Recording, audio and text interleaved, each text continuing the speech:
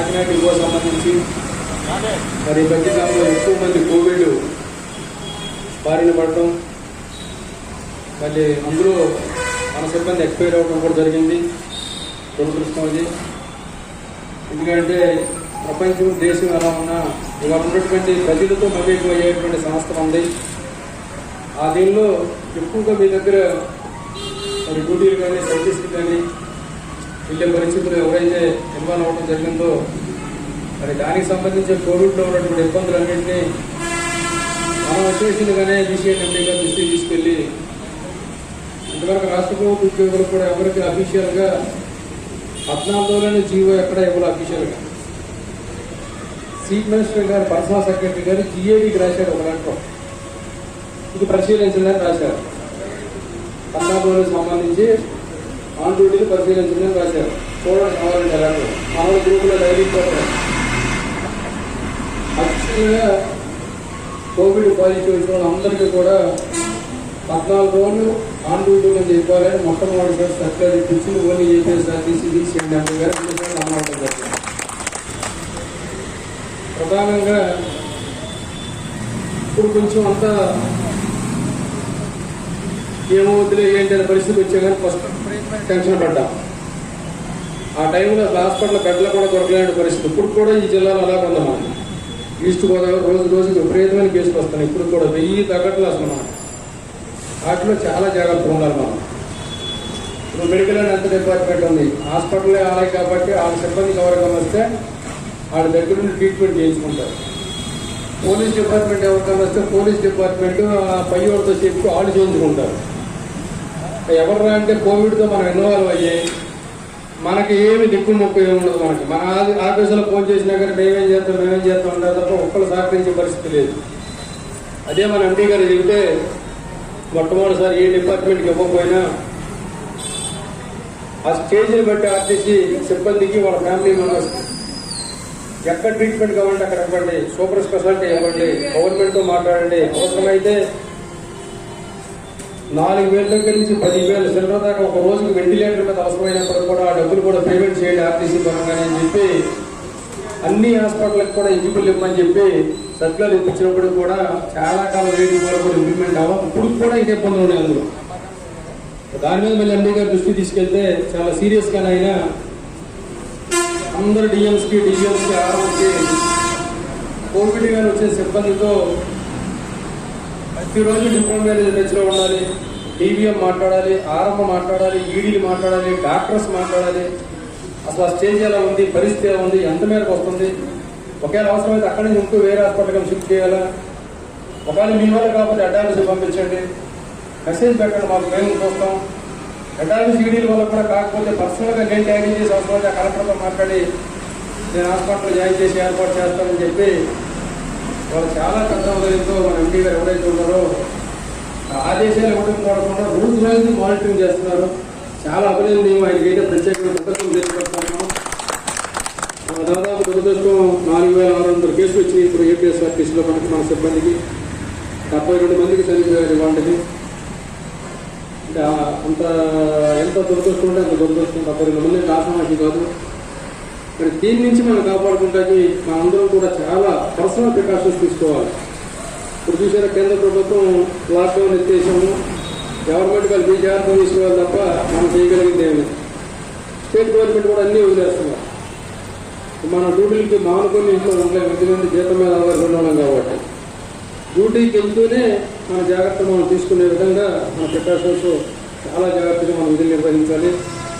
మన రోజు ఫ్రెండ్స్ అయినా కానీ మనం కొంచెం దూరము డిస్టెన్స్ మాస్క్ మెయింటైన్ చేస్తూ మనం ముందుకెళ్లే విధంగా సాధ్యమంతో రక్షించే విధంగా ఇచ్చేయాలి. ఒకవేళ మీ లెవెల్లో కాకపోతే ఏమన్నా అలాంటి పరిస్థితులు ఏమైనా సిబ్బంది కూర్చో మన సిబ్బంది ఎవరికైనా 1000లోనే అవ్వచ్చు, ఎక్కువ ఉన్నా ఏమైనా ఇబ్బంది అయినా మీరంటూ ఎవరికైనా మెసేజ్ పెట్టినా నేను కూడా భాగస్వామ్యం పంచుకుంటాను. అందులో నేను కూడా అడ్వాన్స్ పెట్టి తప్పనిసరిగా మెరుగైన ట్రీట్మెంట్ వచ్చే విధంగా ఇప్పుడు మనం హెటాఫీస్ అధికారులకి మెసేజ్ పెడితే వాళ్ళు వెంటనే రియాక్ట్ అవుతున్నారు.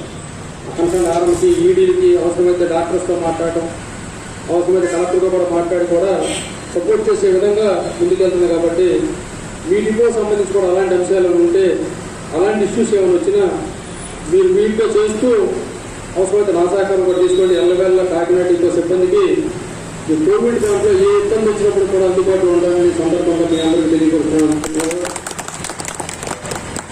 ప్రధానంగా చూశారు కదా, ఈ మధ్యకాలంలో యూనియన్ లేవు, మాట్లాడడం చెయ్యం రావద్దు అంటే వాళ్ళందరూ ప్రజల్లో ఉంటారు. మనం జనాల్లోకి వెళ్ళి కోవిడ్ వచ్చి మనం ఏమైపోయినా మనకు అనవసరం ఉన్న పరిస్థితిలో ఇప్పుడు యాజమాన్యం ఉంది. ఎక్కడ సమస్య వస్తే కష్టం వస్తే తీర్చాలి. ఇప్పుడు దేశంలో చూడ అందరూ కూడా మిగతా డిపార్ట్మెంట్ అందరూ అడిగాము చిన్న సమస్య వస్తే వాళ్ళందరూ యాక్టివ్ సపోర్ట్ చేస్తారు. ఇప్పుడు మన దగ్గర చూస్తే ఇంకా బానిసలాగా ఉంది మన వ్యవస్థ చూస్తే. గవర్నమెంట్ విలీనం అయ్యే సాటిస్ఫాక్షన్ పరిస్థితి కనపడాలా. ఇంకా ఇన్వెస్ట్మెంట్ వేస్తున్నారు. నచ్చితేనో డ్యూటీ వేయటం, లేకపోతే డ్యూటీ వేయకపోవటం, డ్యూటీ రాలేదే స్కూల్లో ఉండడు లీవులు వేసేయటం, మళ్ళీ లీవులు తీసుకోవటం. డ్యూటీలోనేమో అసలు ఉండడానికే డబ్బులు రావట్లేదు సరిగ్గా. మళ్ళీ ఎక్స్ట్రా తిరగండి, లేట్ ఎవరైనా సరే బండి తిరగాల్సిందే. కిలోమీటర్ డబ్బులు రాని ఎందుకు కిలోమీటర్లు చెప్పాలి. అదే నేను ఎంపీ గారు చెప్పడం జరిగింది. స్పష్టంగా ఎంపీ గారు అడిగిన సర్క్యులర్ ఉంది. ఏ సమస్య వచ్చినా మాట్లాడాలి, డిస్కస్ చేయండి, పరిష్కారం చేయండి, అసంతృప్తి రానియొద్దని. గవర్నమెంట్ చూడండి, కలెక్టర్ దగ్గరికి మా దగ్గరికి రాకూడదు, వాటికి సచివాలయం పెట్టి అక్కడే పరిష్కారం అవ్వాలి, సమస్య అనేది రానియొద్దు అంటుంది ప్రభుత్వం. మన ఎంపీ గారు వ్యత్యాసాలు ఉంటాయి, చేయలేదు, పారదర్శకం ఉండాలి, అవసరమైన కోవిడ్లో వర్కర్కి అందుబాటులో ఉండండి, అది ఏం కావాలన్నా చేయండి అలాగే. అంతేగాని ఇబ్బంది కలగనియొద్దు వర్కర్కి సంబంధించి అని చెప్పేసి మన ఎంపీ గారు స్పష్టమైన ఆదేశాలు ఇస్తున్నారు. కిందకు వచ్చేటప్పుడు వీళ్ళు అసలు సమస్య వస్తే పరిష్కారం వీళ్ళే సమస్య సృష్టిస్తున్నారు మనకి. ఒకరికి ఒక రకంగా, ఇంకోటికి ఒక రకంగా, వాళ్ళకి నచ్చితే నచ్చిన విధంగా ఏది ఈ ఇబ్బందులు ఉన్నాయో వాటిని కూడా మనం మాట్లాడటం జరిగింది. వాళ్ళ ఆర్ఆర్ఎస్ మీటింగ్లో మేము స్పష్టంగా చెప్పడం జరిగింది. ఏదైతే కాకినాడ పరంగా మన కౌన్సిల్ మీటింగ్లో కూడా సమస్యలు వచ్చినాయి, ఇప్పుడు కూడా కొన్ని చెప్తున్నారు. తప్పనిసరిగా రీజనల్ మేనేజర్ గారు కూడా మొదలవడం ఉండడం జరిగింది. ఒకవేళ అక్కడ పరిష్కారం కాకపోతే తప్పనిసరిగా నేను బీసీఐ ఎండీ గారి దృష్టికి తీసుకెళ్ళి ఇక్కడ సమస్యలు పరిష్కారం చేసే దిశగా మీకు సహకరిస్తానని కూడా ఈ సందర్భంగా విజ్ఞప్తి చేస్తున్నాను. ప్రధానంగా ఎక్కడెక్కడైతే 14 రోజులు దాటి కోవిడ్ ఇచ్చిన వాళ్ళకి అవసరమైతే తగ్గలేదు కొంతమందికి, ఇంకో 7 రోజులు అయినా సరే ఇవ్వండి అని ఎంపీ గారు చెప్పారు స్పష్టంగా. అసలు 14 రోజులు ఇవ్వడానికే 3 సమస్యలు ఉందా చెప్పాడు కదా. మనం నీకు ఇది అవ్వలేదు, నాకు ఇది అవ్వలేదు, ప్రాబ్లం వచ్చింది, బాగోలేదు, హాస్పిటల్లో వాస్తవం, ఇంట్లో ఇచ్చేస్తారు, ఏమైనా సొంతాయి అడిగింది మస్టడింది, దానికి అంత ఇబ్బంది పెట్టాల్సింది ఏమే ఉంది. ఎవరైతే 14 రోజులు మించి ఇంకేమన్నా కోవిడ్ వచ్చిన వాళ్ళు ఎక్స్ట్రా ఉన్నవాళ్ళు ఉంటే ఇండివిజువల్ అప్లికేషన్ డిపో మేనేజర్ పెట్టండి, ఆ కాపీ డిపో సెక్రటరీ కూడా ఇవ్వండి. డిపో సెక్రటరీ అందరి పేరు రాసి ఒక లెటర్ మీరు అలా ఎక్స్టెన్షన్ ఎవరైనా ఉంటే అవి కూడా మనం మాట్లాడుతాం. హెడ్ ఆఫీస్ లెవెల్లో ఎండీ గారితో కూడా మనం చెప్పొచ్చాం, వాటికి సంబంధించి ఇంకా ఉండే సార్ వాటిని క్లీన్ చేయాలని. లాక్డౌన్ పీరియడ్లో కూడా బస్సులు ఎక్కడ తిరగకుండా అసలు ఎక్కడ రాని పీరియడ్లో కూడా కొంతమందికి లీవులు వేసేయడం మన నోటీసులో ఉన్నది. వాటిని కూడా మనం మాట్లాడాను, ఎండీ గారితో మాట్లాడి మినిస్టర్ గారితో కూడా మాట్లాడాను.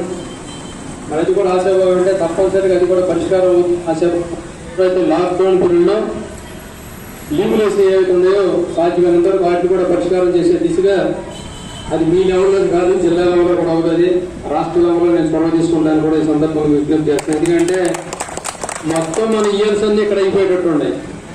ఈ లాక్డౌన్ అనేది మన ఇయర్స్ అయిపోతే రిటైర్మెంట్ ఏం చేస్తాం చెప్పండి. ఈ రకమైన పరిస్థితి ఉండదు కాబట్టి సాధ్యమైనంత ఇయర్స్ కొంచెం బ్రేక్ చేయడం చూద్దాం, దాని మీద కూడా ఇబ్బంది లేకుండా చేద్దాం. ప్రధానంగా ఈ ఎస్ఆర్పిఎస్ ఎస్పీటీ మన వాళ్ళందరూ అడిగేదంటే డబ్బులు ఇచ్చేస్తానయ్యా, ఎప్పుడు ఇస్తారనయ్యా, ఎప్పుడు ఇస్తారనయ్యా, ఎప్పుడిస్తే ఎప్పుడు కట్టారని పిల్లలు ఉన్నారు. మనం చెప్తేనేమో ఎస్ఆర్పిఎస్ ఎస్పీటీ ఉంటే బాగుంటుందని. ఇప్పుడు ఎస్పీటీ ఉంది, మొత్తం రికవరీ అంతా మందే, మన డబ్బులే మొత్తం రికవరీ. మేనేజ్మెంట్ రూపాయి లేదు, గవర్నమెంట్ రూపాయి లేదు, వాళ్ళు పెట్టాల్సిన పని లేదు, తీసే పని కూడా లేదు. దాన్ని కంటిన్యూ చేయడానికి వచ్చిన ఇబ్బంది ఏముంది, అది ఎత్తేసామో రికవరీ ఆగారు. దాదాపు 127 కోట్లు ఎంత ఉంది మంది టోటల్ అమౌంట్. మనందరికీ వడ్డీ తెచ్చినా సరే 87 కోట్లు ఉంది. మిగతా డబ్బులు ఏం చేస్తారు, అసలు ఎందుకు ఇవ్వాలి? ఇక మన సోదరులు ఉన్నారంటే ఇచ్చేయండి ఎన్నమీ పెట్టింది కాబట్టి అది తీసేయాలి. మనం ఉన్నామంటే ఏదో అన్నయ్య పోతే పోయింది, ఎంత కొద్ది ఇచ్చేస్తారు, ఏదో వాడేసుకున్నాం కదా అని మన వాళ్ళు ఉన్నారు. అక్కడ మీద ఎప్పుడు వస్తాయి మంచి స్కీములు వదులుకుంటే తర్వాత ఇబ్బంది పడతాము. వచ్చిన ఒక 56,000 ఎంతో ఉంటే మన దగ్గర చెప్పు నీకు ఒకటి ఉంటే వారం రోజులు అవుతాయి చేస్తారు దాన్ని. ఎస్ఆర్బిఎస్ మనము మేనేజ్మెంట్ ముందు పెట్టుకుంటారు. పెన్షన్ స్కీమ్ కాదు, అది బెనిఫిట్ స్కీమ్. అది ఉంది కాబట్టి పెన్షన్ వస్తుంది, తీసేయాల్సిన నీడే. ఇప్పుడు జగన్ గారిని సిపిఎస్ రద్దు చేస్తున్నారు. అది రద్దు అయ్యి ఓపీఎస్లోకి వస్తే కానీ పరిష్కారం కాదు. మన దగ్గర ఉన్నాం, మనం 1/1/2020 నుంచి వచ్చి నువ్వు జాయిన్ అయ్యావు కాబట్టి నీకు సంబంధించి సిపిఎస్ వర్తిస్తుంది అంటారు. 1/1/20కి గవర్నమెంట్ తీసుకుంది. దానికి ముందు 30 సంవత్సరాల నుంచి జాయిన్ అయిన ఉన్నారు మన దాంట్లో. ఇప్పుడు పుష్ అని చెప్పి నీకు సిపిఎస్ అంటే ఎలాగవుతుంది? గవర్నమెంట్ బిలీవ్ చేస్తే 1/1/20 కానీ డేట్ ఆఫ్ అపాయింట్మెంట్ క్యాలిక్యులేట్ చేయాలి. అలాంటి సమస్యలు పెన్షన్ సంబంధించి కానీ, డేట్ ఆఫ్ అపాయింట్మెంట్ సంబంధించి కానీ, పే ఫిక్సేషన్ సంబంధించిన డిఫరెన్స్ కానీ, ఎలవెన్సెస్ సంబంధించినటువంటి డిఫరెన్స్ కానీ, కొత్తగా గవర్నమెంట్కి ఇచ్చే పే ఫిక్సేషన్ సంబంధించి మనకు ఉన్నటువంటి డిఫరెన్స్ కలిపే దాంట్లో కానీ అనేకమైన సమస్యలు గవర్నమెంట్లో ముడిపడి ఉన్నాయి. కోవిడ్ రావడం వల్ల మనకి ఇది ప్రధానమైన సమస్య అయిపోయింది. మాట్లాడటం కానీ, డిస్కస్ చేయటం కానీ, ఫైనల్ చేయటం కానీ, గవర్నమెంట్ దగ్గరికి వెళ్ళేదన్న విషయం మాట్లాడాను ఒకసారి. కాకినాడలో ఉన్నసారికి ఈ సమస్య అన్నాను. ఈ కోవిడ్ టైంలో సిఐడి గురించి మాట్లాడితే ఏం ప్రాబ్లం ఉందండి చెప్పు అనేది కోవిడ్ అందరికీ పనిచేస్తుంది. కాబట్టి కొంచెం వీళ్ళు ఎక్కడితే యాక్షన్ చేస్తున్నారు కొన్నిసార్లు కొన్ని డిపోలు. ఇప్పుడు అంతా రెస్టోర్ అవుతుంది కాబట్టి నిన్న ఎండీ గారు వాళ్ళ మీటింగ్లో స్పష్టంగా చెప్తారు, ఎంతవరకు ఆపరేషన్ ఉందో అంతవరకు చేయండి. ఓటీ డ్యూటీలు చెప్పడం, ఓటీలు చేయడం, ఒక ఇబ్బంది పెడతాం అనేది చేయొద్దని చెప్పడం జరిగింది. అవన్నీ నేను స్పష్టంగా చెప్తానండి. అది ఎంతవరకు వస్తుందో చూద్దాం. వాళ్ళ మీటింగ్లో ఆయన కూడా కొన్ని ఆదేశాలు ఇస్తారు. దాని తర్వాత ఎక్కడైతే మీ కాకినాడలో ఎక్కడెక్కడ ఏ సమస్యలు ఉన్నాయో వాటిని ఇచ్చేద్దాం. వాటి దృష్టితో పాటు నేను కూడా ట్యాకిల్ చేసి దాన్ని ఏ లెవెల్ అయితే ఆ లెవెల్లో మాట్లాడదాం. ప్రధానంగా యూనియన్ లేవు అనే దానికి వాళ్ళకన్నా ఎక్కువ మనం ప్రచారంలో ఉన్నాం. వాళ్ళు ఏదో చిన్న మెసేజ్ పెడతారు, బోర్డులు తీసేయండి, మాట్లాడటట్లేదు, యూనియన్లు అయిపోయి, గవర్నమెంట్ వాళ్ళు ఉద్యోగం చేయటట్లేదు, ధర్నా చేయటట్లేదు అంటారు. ఇక మనవాడు అంటాడు, కేసులో ఉద్యోగం చేయొచ్చా, ధర్నా చేయొచ్చా, లెటర్ వచ్చా అంటాడు. నీ పక్కన ఏపీ ఎన్జిఓస్ ధర్నా చేయట్లేదా? చేశారా? ఎవరు అసలు ఇవ్వట్లా దాంట్లేదు. ఏపీ ఎన్జిఓస్ కలెక్టర్ ఆఫీస్ దగ్గర ధర్నా చేశారు, ఎంఆర్ దగ్గర టెంట్లు వేశారు, అన్ని సార్లు ఎక్కించారు. టీజే గురించి, జాబ్ సెక్యూరిటీ గురించి, మిగతాడి గురించి. సిపిఎస్ గురించి పెద్ద పెద్ద ర్యాలీ చేయలేదు. ఈ మధ్య కాలంలో ర్యాలీ చేయలే. టీచర్స్ దగ్గర నుంచి అందరూ కూడా మన గవర్నమెంట్ ఉద్యోగులు కదా, వాళ్ళు వేరు మనం వేరా, మనం గవర్నమెంట్ ఉద్యోగులే. వాళ్ళు ధర్నా చేయడం కూడా మనం ధర్నా చేయడం లేదా? మేనేజ్మెంట్ కావాలని ప్రచారం చేస్తుంది, దానిలో మనం పడుతున్నాం. రూల్స్ అండ్ రెగ్యులేషన్స్ ఏదైతే ఉన్నాయో ప్రభుత్వానికి సంబంధించినటువంటి ఎంప్లాయీకి సంబంధించిన సర్వీస్ కండిషన్ దాంట్లో ప్రభుత్వ పాలసీకి సంబంధించి ఏదైనా నిర్ణయం చేస్తే దాన్ని వ్యతిరేకించకూడదు ఉద్యోగులుగా. సపోజ్ డాక్టర్ లోన్లన్నీ రద్దు చేస్తున్నాం, వాళ్ళకి ఎందుకు రద్దు చేస్తున్నామని మనం అడగకూడదు. ఎందుకు రద్దు చేస్తారో, అదేంటి మా ఆర్టీసీ లాస్లో ఉన్న నీకు సంబంధించిన అంశం కాదు కాబట్టి మనం మాట్లాడకూడదు, దాని మీద పోరాటం కలగకూడదు. అంతేగాని డిఎం గారు అన్యాయంగా సస్పెండ్ చేసి, డిఎం గారు లీవ్ అబ్సెంట్ చేసి, మన డ్యూటీలు మార్చేసి, షెడ్యూల్ పెంచేసి, కిలోమీటర్లు పెంచేసి, అది మాట్లాడొద్దు, దాని జనాలను తీసుకెళ్ళొద్దు, ధర్నా చేయకూడదు అంటే ఉందా? సమస్యలు నువ్వు సృష్టిస్తున్నావు, పరిష్కారం చేయమని అడుగుతున్నావు. చేయకపోతే ఏం చేస్తావు? నెక్స్ట్ స్టేజ్ ఏదో తీసుకోవాలి కదా. ఇక్కడ వర్కర్లు అందరూ చేసుకుంటూ వెళ్ళిపోతే కావాలి, కూర్చోలేము కదా మనం. ఇప్పుడు ఉద్యోగం చేయొద్దు అనేది ఏదైతే మేనేజ్మెంట్ ఉందో దానిలో పడాల్సిన మీడియం లేదు. కాకపోతే ఎందుకు మనం ఫాస్ట్గా తీసుకోవట్లేదంటే అంచెలంచెల స్థాయి వ్యవస్థ. మీరు దాకా ఆర్టీసీ వరకే మనం డిఎం సమస్య వస్తే డిబిఎంకో, ఆర్ఎంకో, ఈడీకో చెప్పాలి. ఇప్పుడు నీ సమస్య వీడు ఈ ఛానల్తో పాటు గవర్నమెంట్ ఉద్యోగం కాబట్టి ఎంఆర్ఓ దగ్గర నుంచి, ఆర్టీఓ దగ్గర నుంచి, కలెక్టర్ దగ్గర నుంచి, ప్రిన్సిపల్ సెక్రటరీ ట్రాన్స్పోర్ట్ దగ్గర నుంచి ఈ ఛానల్ కూడా ఉంది. నువ్వు ఎవరికైనా చెప్పడానికి రెండో ఛానల్ ఆయన అనుకుంటున్నాడు, ఎక్కడ లేదనుకుని పాపం వీళ్ళందరూ. నిన్న దాకా ఒక ఛానల్, 2 ఛానల్ ఉన్నాయి మనకు ఓపెన్ చేయడానికి. ఎక్కడైనా రిప్రజెంటేషన్ చేయడానికి అవకాశం ఉంది. కలెక్టర్ దగ్గరికి వెళ్ళి ఆయనగా లీవ్ వేశాడు, సార్ నాకే మస్ట్ ఇచ్చాడు, ఇది న్యాయమో అని అడిగితే న్యాయం అని చెప్పాడు. ఏం కలెక్టర్ గారు ఆయన ఎక్కడైనా వస్తుందా? అది మనం ఇంకా ఎప్పుడో స్టార్ట్ చేయలేదు కాబట్టి ఎక్కడ యాక్షన్ చేస్తున్నాం. దాని గురించి ఏం టెన్షన్ కూడా అవుతుందా? లేవు అనే దానికి సమాధానం అతి త్వరలో స్పష్టంగా వస్తుంది. నిన్న కూడా ఎంపీ గారు చెప్పాం, కొన్ని ఎవిడెన్సెస్ కూడా ఇచ్చాం. ఎక్కడెక్కడ ఏ రకంగా చేస్తారో కొంతమంది అధికారుల తాలూకా ఘర్షణ ఎలా ఉంది, లాక్డౌన్ ఇప్పుడు ఎలాంటి పనిష్మెంట్లు కూడా ఇచ్చారనేది కూడా కొన్ని ఎవిడెన్స్ కూడా ఇచ్చాం. దాని మీద తప్పనిసరిగా ఇది కూడా గైడ్ చేస్తారని చెప్తున్నారు. ఏం చెప్పారంటే ప్రధానంగా ఇప్పుడు యూనియన్, అసోసియేషన్ 2 ఉన్నాయి. ఇక్కడ దాకా నేషనల్ మజ్దూర్ యూనియన్ ఉంది 3108. అది ఉండగా మాట్లాడంటే టెన్షన్ పడిపోయారు మన వాళ్ళందరూ. అసలు ఓషా రూల్స్ అండ్ రెగ్యులేషన్స్ లోనే యూనియన్ పై అసోసియేషన్ ఏదైనా ఉండొచ్చు అని అందులో ఉంది.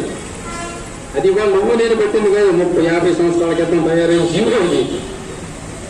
అందులో స్పష్టంగా ఏముందంటే, ఒక డిపార్ట్మెంట్కి సంబంధించి ఉన్న స్ట్రెంగ్త్లో 25% మెంబర్షిప్ ఎవరికైతే ఉంటుందో వాళ్ళు గుర్తింపు యూనియన్గా గ్రీవెన్సెస్ అన్ని పరిష్కారం చేయడానికి అవకాశం ఉంది అని కూడా స్పష్టంగా ఉంది. అంటే ఇప్పుడున్న దాంట్లో 25% మెంబర్షిప్ టోటల్ స్ట్రెంగ్త్లో ఎవరికి ఉందా అంటే హైయెస్ట్ మెంబర్షిప్ నెంబర్ 1 రికగ్నేషన్ వచ్చే ఏకైక trade union national Mazdoor union మాత్రం ఫస్ట్ రికగ్నేషన్ వస్తుంది. స్పష్టంగా అందులో ఉన్న రూల్లో అది గవర్నమెంట్ ఇంప్లిమెంట్ చేస్తే మనకే వస్తుంది రికగ్నేషన్. ఇప్పుడు మన టెన్షన్ అంతా భరించలేక ఆర్టీసీ మొత్తం విలీనం అయితే సమస్య ఉండేది కదా. మనకు వర్కర్లు అమ్మ ప్రభుత్వంలోకి వెళ్ళాం, ఆర్టీసీలాగా ఉండేది.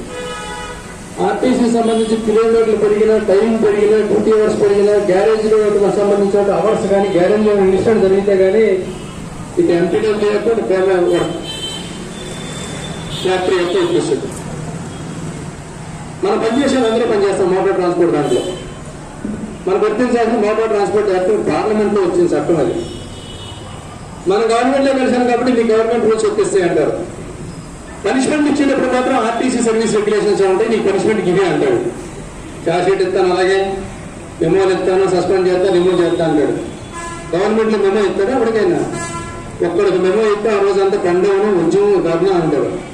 మన కూర్చుంటే మెమో ఇస్తారు, నిలబడితే మెమో ఇస్తారు. రెగ్యులేషన్ ఇదే కానీ ప్రభుత్వ ఉద్యోగం, ధర్నా చేయడానికి వీల్లేదు, గవర్నమెంట్ ఉద్యోగం. విచిత్రమైన సిచ్యువేషన్. కానీ దీని మీద మనం కూడా పెద్ద లీగల్ ఎక్స్పర్ట్ని సంప్రదించి మన యూనియన్ అనేదాన్ని యాజిటీస్గా కంటిన్యూ చేస్తూ 3108 యాజిటీస్గా ఉండాలి. ఈ ఫ్యాక్టరీ యాక్ట్ ఈ ఆర్టీసీలో పనిచేసినంత వరకు ఆ చట్టం మన వర్కర్లకు ఒప్పించే విధంగా యూనియన్ కంటిన్యూ చేస్తూ గవర్నమెంట్ సర్వీస్ రూల్స్ ఏవైతే ఉండవు వాటిని మనం అమలు చేసుకునేటువంటి పరిస్థితికి అసోసియేషన్ అవసరం అని చెప్పి వాళ్ళ భారతదేశంలో కానీ రాష్ట్రంలో కానీ ఎక్కడైనా సరే ఏపీఎస్ఆర్టీసీ అంటే ఎన్ఎంయూ అనే బ్రాండ్ ఇమేజ్ ఏదైతే ఉందో మళ్ళీ అసోసియేషన్ కూడా ఎన్ఎంయూగా ఫార్మేషన్ చేసేటువంటి చరిత్ర మీ అందరిది. ఆ బ్రాండ్ ఇమేజ్ ఎక్కడా పోలేదు మనకి. గవర్నమెంట్ రూల్స్ ఒప్పించాలంటే అసోసియేషన్ లెటర్ రాసిస్తాం. చట్టాలు అతిక్రమించి ఏమైనా డ్యూటీ రూట్లో అవి మారుతున్నారంటే యూనియన్ లెటర్ రాసిస్తాం. ఇది కాదు, ఇది అవునంటే వాళ్ళకేం లేదు. మిగతా యూనియన్ లాగా మనం రద్దు చేసేసాం, అందులో కలిపేసామని ఎక్కడైతే లేదు. మనతో మనం యాజిటీస్ ట్యాంక్ మనకు 2 యాజ్ తీసుకుంటే 2 లెటరేట్లు కంటిన్యూ అవుతాయి. మన సోదరులు ఎందుకంటే కాకినాడ బాగా డెవలప్డ్ మంచి తెలివి కలిగి రాజకీయ ఇది ఉంది కాబట్టి నాకన్నా ఎక్కువ ఆలోచిస్తూ ఉంటారు ఇక్కడ. మనోటేంటి ఉడత కలట్లేదు, ఆడితో కలిసి వీడితో కలిసి ఇంట్లో కలిసి మనోడు ఏంటి ఇటే ఉంటుందంటే అటు వెళ్తాడంటే ఇటు వెళ్తాడట. మీ లెవెల్లో మీరు ఆలోచించాలి కానీ అంత లెవెల్లో ఆలోచించాల్సిన అవసరం ఉందా? రాష్ట్రంలో ఏ అసోసియేషన్ స్ట్రెంగ్త్ ఏంటి, ఎవరితో గవర్నమెంట్ రిలేషన్ ఉంది, ఏం జరిగితే మంచి జరుగుతుంది, ఎలా అయితే ఉపయోగపడితే అవకాశం ఎవరికి ఉంటుంది? ఓవర్ బాబుకు ఉంటుంది, నాకు ఉంటుంది. ఓవర్ బాబు కాకినాడ చెప్పగలుగుతాడు, లేదా ఈస్ట్ గోదావరి చెప్పగలుగుతాడు. రాష్ట్రంలో ఏం కావాలి, ఎలా ఉంటే బాగుంటుంది అనేది అవగాహన నాకు ఉంటుంది. ఇప్పుడు అందరూ నన్ను అడిగినండి, టోటల్ అందరూ నువ్వు రాన్న నువ్వు ఉంటే బాగుంటుంది, నువ్వు మాట్లాడతాడు కాదు. నేను అందరూ పెడితే బ్రహ్మాండంగా నాకు ఏదో బ్రహ్మాండంగా పోస్ట్ ఇస్తాడు, నాకు బాగానే ఉంటుంది. 107 సంఘాల్లో 108 సంఘాలు అవుతాయి అందులో. నేను అంతేనా? తెలుసా? గవర్నమెంట్లో 107 సంఘాలు ఉన్నాయని తెలుసా? మీరు ఎవరో ఉన్న ప్రతి డిపార్ట్మెంట్కి ప్రతి దీనికి ఒక సంఘం అన్నమాట. అందులో పాటు ఏపీ మనం అక్కడ అవుతాం. ఆ డిమాండ్లో నాలుగు డిమాండ్ అవుతుంది.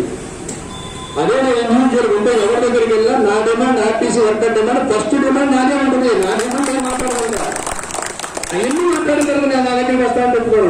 నా డిమాండ్ నేను నెంబర్ 1. అది ఉపయోగం, ఇది ఉపయోగం. నా వ్యక్తిగత ప్రెస్టేజ్ ఉపయోగం, నాకు పదవి అవసరమా, వర్కర్ సంక్షేమం అవసరమా? ప్రభుత్వం ఒక్కో అసోసియేషన్తో ఒక రకంగా డీలింగ్ ఉంటుంది, ఒక్కో ప్రభుత్వం ఒక రకంగా ఉంటుంది. మనం ఏ పార్టీకి ఎఫిలియేషన్ అసోసియేషన్ కాదు, యూనియన్ కాదు. ఎన్ని గవర్నమెంట్ వచ్చా అన్ని గవర్నమెంట్ వర్కర్ సమస్య గురించి మనం వెళ్తాం తప్ప, మనకు కావాల్సిన మనం అడుగుతాం తప్ప రాజకీయ లబ్ధిగానే స్వభావం కానీ ఏమి ఉండదు. ఇందులో ఏమన్నా మిమ్మల్ని ఏ పార్టీకి ఓటేమని ఏం చెప్పారా? ఎప్పుడైనా నువ్వు ఆడికి వెళ్ళి వీడికి వెళ్ళొద్దని చెప్పామా? ఇండివిజువల్ అనేవి ఎవరితో వేసుకున్నా అవసరం. ఏ పార్టీ వచ్చినప్పటికీ మనకు సంబంధించిన సమస్య పరిష్కారంలో మాత్రం మనం కీలకంగా ఉంటాం. అందులో ఎవరు మనకు మంచి చేస్తానికి వేస్తాం మన ఓటు. ఎవరికి మనకు మంచి చేశారనుకుంటే భక్తులకు నిర్ణయించుకుంటారు. కానీ ఆ ఇన్ఫర్మేషన్ మనకు అవసరం. ఇప్పుడు జగన్ గవర్నమెంట్ వచ్చింది, మనం కలిసిన రోజు మనం వచ్చిన సార్లు ఎవరు ఉండగలరా? మరి పార్టీ యూనియన్ అంటారు వాళ్ళు. ఏమన్నా ఒక్క సమస్య ఈ పెన్నింట్లో వచ్చినప్పుడు గవర్నమెంట్ వచ్చిన ఒక్క విషయం మీద మరి గవర్నమెంట్ యూనియన్ చేసేయచ్చు కదా. ఇక్కడ ఉన్నారు కాకినాడ చాలా మంది, రాజమండ్రి ఉన్నారు కదా. మరి వీళ్ళందరూ చేయొచ్చు కదా. గవర్నమెంట్ చేతులు ఉంది కదా, పెట్టవచ్చు కదా. జీవో ఏంటి ఇక్కడ ఉంటున్నారు? అలాగే ఇతర పార్టీ యూనియన్లు అక్కడికి అడగలిగి దయచేసి అడగచ్చు. అడగలిగింది ఓన్లీ కార్మికుల గురించి పెట్టిన యూనియన్ కానీ అసోసియేషన్ కానీ ఆదాయ కొంతమంది స్వార్థం గురించి ఆ నిమిషానికి ఏ పార్టీ వస్తే ఆ పార్టీ యూనియన్లు పెడతారు, అందులోకి వెళ్తూ ఉంటారు. అందులో మనం పడకూడదు. మన వర్కర్ సంక్షేమం గురించి ఏం చేయాలి, ఎంతమంది చేయాలి, ఏమైనా వెళ్తే బాగుంటుంది, ఏమైనా చేస్తే బాగుంటుంది ఆలోచించి మన సమస్య పరిష్కారం చేసుకున్న దాంట్లో వెళ్ళాలని. ఇలాంటి ఇండివిజువల్ వాటిలో కూడా మనం చేయొద్దు. దయచేసి ఇక్కడ కూడా ఎక్కడ ఏదో కొన్నిసార్లు ఈ డ్రైవర్ చేసింది, కండక్టర్ చేసిన రకరకాల అందరం కలిసి ఉంటేనే మనం ఇబ్బంది పడతారు. మేనేజ్మెంట్ సపరేట్ ఉంటే బతకలు ఇస్తారా, మనం చేయమంటారు. భక్తి లేదు, వాడుకుంటారు. అంతే కొంచెంసేపు నీతో 12 నిమిషాలు వాడుకుంటారు. నీ ఆపరేషన్ కావాలి వాడుకుంటారు. నీకు దెబ్బ వచ్చింది వీళ్ళు వాడతారు. మేనేజ్మెంట్ అయినది ఎన్నిసార్లు కట్టలేదు, ఎన్నిసార్లు తీసేయలేదు. మళ్ళా లోపాలు సరి తీసుకుందాం. ఇప్పుడు కంపెనీలో లోపాలు ఉన్నాయి, లేదా రీజనల్ కంపెనీలో లోపాలు ఉన్నాయి, నాలో లోపాలు ఉన్నాయి. మనం సరి చేసుకుందాం. నాయకత్వం బాగోలేదు లేదా మార్చుకుందాం. ఉండ సంఘాన్ని ఉండ యూనిట్ని దెబ్బతీసుకునే విధంగా మనం వెళ్ళకూడదు. ఎక్కడికి కూడా ఆ దిశగా మన ప్రయాణం ఉండకూడదు. మనకి చేయాల్సిన ఇంకా చాలా ఉన్నాయి. మనకి పౌరత్వంలో విజయాలనే మాటే తప్ప మనకు కొత్తగా అనుకున్నటువంటి ఏమి ప్రయోజనాలు కనపట్ల. మనకి ఇవన్నీ బెనిఫిట్ చేసుకోవాలి. ఇప్పుడు మనం వీటన్నింటినీ లాక్కోవాలి. మనం ఏపీజీఎల్సీ స్కీమ్ ఏదైతే ఉందో మ్యాక్సిమం ఈ నెలలో ఆ స్కీమ్ ఇంప్లిమెంట్ అవుతుంది. ఆల్రెడీ నిన్న మాట్లాడి రావడం జరిగింది. ఇప్పుడు వరకు 72 మంది చనిపోతే 42 మంది మాత్రమే రికార్డ్స్ వచ్చినాయి. రికార్డ్స్కి ఆ రికార్డ్స్ అన్ని గవర్నమెంట్ పంపారు. మన ప్రిన్సిపల్ సెక్రటరీ గారు ఎండీ గారు కాబట్టి ఆయన రికమెండ్ చేసి పంపించారు. నిన్నే మన మిలిటెంట్ హెల్త్ డైరెక్టర్ గారిని కూడా కలిసి రావడం జరిగింది. ఆయన కూడా రికమెండ్ చేసి ఫైల్ గవర్నమెంట్ పంపించడం జరిగింది. ఆ 50 లక్షలకు సంబంధించి అసలు మాట్లాడాడు ఊసెత్తున్నాడు ఎవరన్నా మనం పొందుకోవాల్సి వచ్చింది. అది ఏ స్థాయికి వెళ్ళామంటే మన ఎండీ వాళ్ళగా రికమెండ్ చేసి ఒప్పుకున్నా సరే అవ్వకపోతే ప్రిన్సిపల్ సెక్రటరీ లెవెల్లో కూడా అవ్వలేదు. సీఎం పొజిషన్లో ఉన్నటువంటి మన ఆర్టీసీ రవాణా సెక్రటరీ గారు దృష్టి తీసుకెళ్ళిపోయింది కావాలి. మళ్ళీ చీఫ్ మినిస్టర్ గారు చెబితే ఎవరు చెప్తే చీఫ్ మినిస్టర్ గారు అంటారంటే వాళ్ళ వైజాగ్లో కలెక్టర్ చేశారు ఆయన. అప్పుడు కొంచెం టచ్ ఉంది మనకు. ఆయన కూడా సీఎం పొజిషన్లో నెంబర్ 1. ఆయన ఏం చెప్తే అదే సీఎం గారు అడిగేటువంటి పరిస్థితి. ఆయన దగ్గరికి వెళ్ళి చెప్తాం మన బాధ పరిస్థితి. ఆయన నాకేం సంబంధం అన్నాడు. వెళ్ళి నువ్వు నా దగ్గరికి ఎందుకు వచ్చావు, నీ డిపార్ట్మెంట్ చూసుకోండి వేరే ఉన్నారు కదా. భగవంతుడి దగ్గరికి భక్తులు ఎందుకు వచ్చినట్టు ఏం చెప్తాను సార్, నువ్వు నాకు భగవంతుడిలా కనిపించావు కాబట్టి నీ దగ్గరికి వచ్చాను, నేను నా సమస్య నువ్వు చేయగలను కావడం కావాలి. ఇంకా ఆయన ఏమన్నా అర్థం కాదు. మొత్తం తీసుకొని పోయి తీసి రికమెండ్ పంపించాడు. మనకు కావాల్సింది ఏంటంటే పేర్స్ పంపిస్తే శాంక్షన్ చేయడం కాదు. అందులో ఆ కాగితాలు లేవు, ఈ కాగితాలు లేవు, మనం రిజెక్ట్ చేసి ఈ చేసే పరిస్థితి మనకు కాదు. టోటల్గా ఇవాళ మున్సిపాలిటీ, హెల్త్ డిపార్ట్మెంట్, పోలీస్ డిపార్ట్మెంట్కి ఎవరికైతే కోవిడ్లో ఉన్నారు కాబట్టి వీళ్ళకి 50 లక్షలు వర్తించాలని జీవో ఇచ్చారు. దాని తర్వాత వార్డు వాలంటీర్కి కూడా ఇలా కోవిడ్ కింద తీసుకుంటున్నాను, వీళ్ళకి కూడా ఇన్సూరెన్స్ స్కీమ్ కవర్ చేస్తానని జీవో ఇచ్చారు.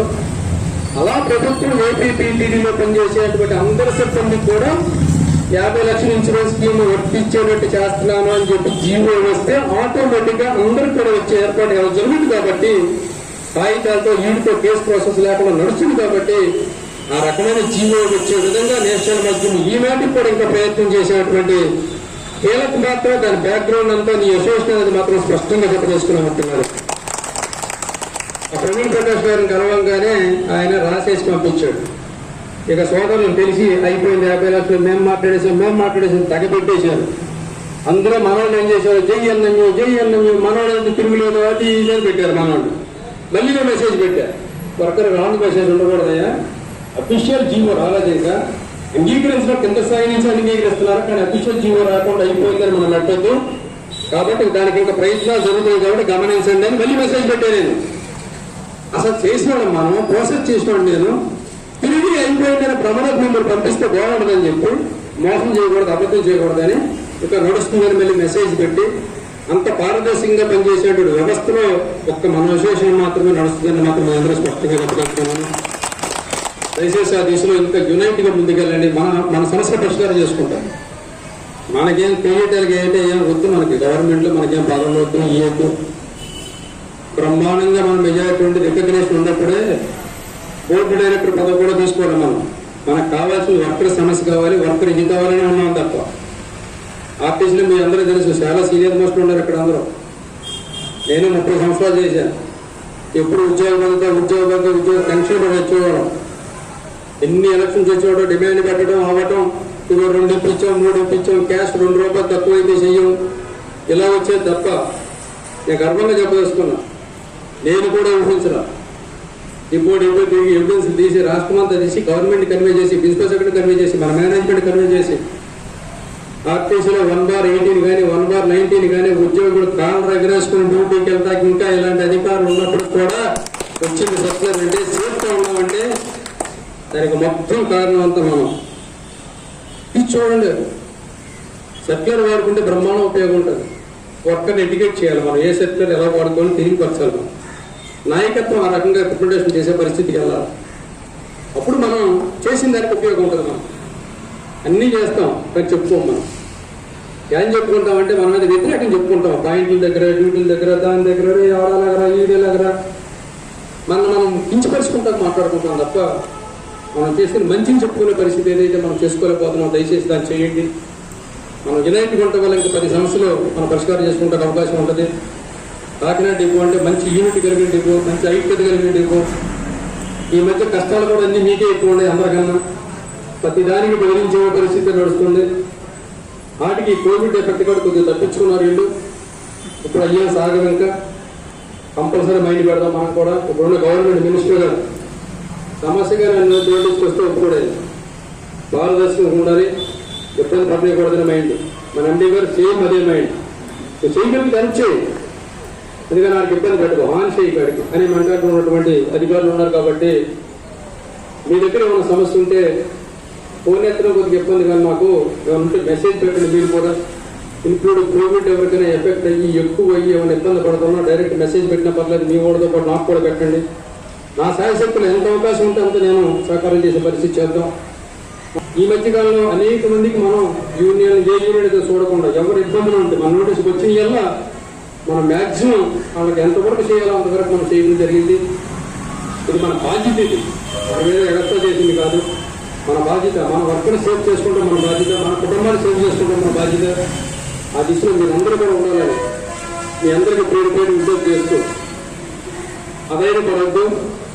యూనియన్ లేవు, ఏదో అయిపోయిందని అదే ఏమీ వద్దు. మళ్ళీ అన్ని యాక్టివ్లకు వస్తాయి, మళ్ళీ పాత పొజిషన్కి వస్తాయి.